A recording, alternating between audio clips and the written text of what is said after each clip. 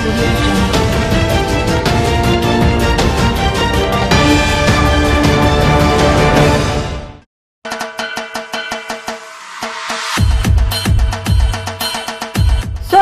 शहर मध्य 249 विधानसभा अपक्ष उमेदवार डॉक्टर संदीप शंकरराव आडके, अस्थिरोग व रशियन एलिझारोव तज्ञ डॉक्टर संदीप शंकरराव आडके यांचं निवडणूक चिन्ह आहे हिरा हिरा हिरा हिरा।